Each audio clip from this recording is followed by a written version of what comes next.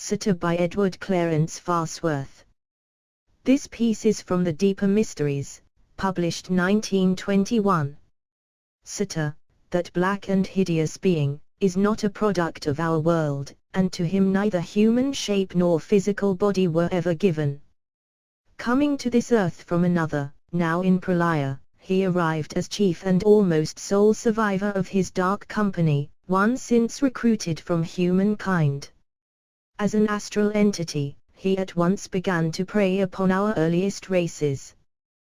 This from two causes, one easily seen, to wit, pure malignity, the other deeply occult, and requiring explanation.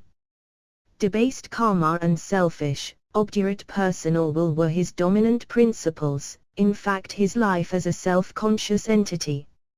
Such gross principles are of course perishable, the higher triad, atrophied in him, being necessary to real immortality. How to prolong his astral and comic life was a problem solved in a way worthy of Sutta's devilish cunning. He became a vampire feeding on what in man corresponds with his own perverted principles. Henceforth he strove to reduce the human race to his own level. Imagine him desperately active in a cycle of mature world karma, and we account for the horrors of the war now passed through.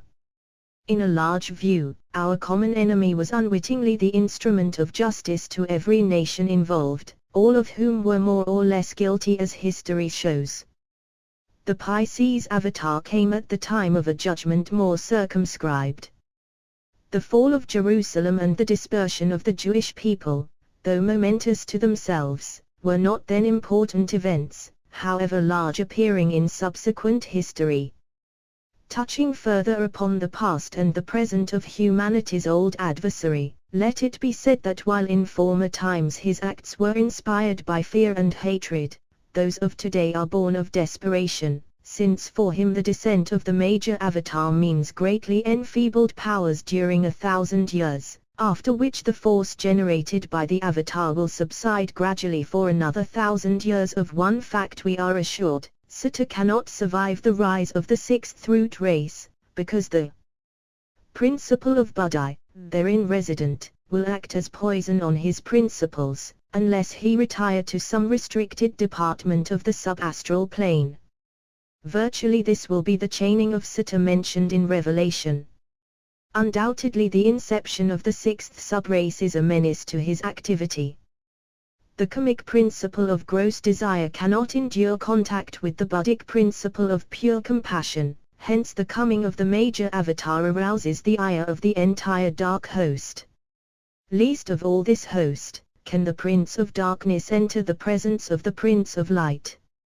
So Sutta incites his company to aggression. Only with those of the human species who most resemble him, has he personal contact. War's unspeakable horrors in every age originated in his attempt to increase numerically the victims of his dreadful vampirism. As for Sutta's followers, each according to his rank becomes an astral ghoul who imperils the reincarnation of his victims.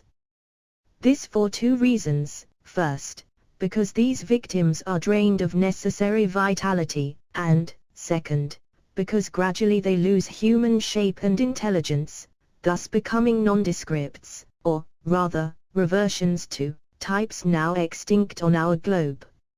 Nevertheless the good Lord does not cut off such beings, for, by a merciful provision, they are to be transferred to a planet of as yet low development, though of lofty destiny.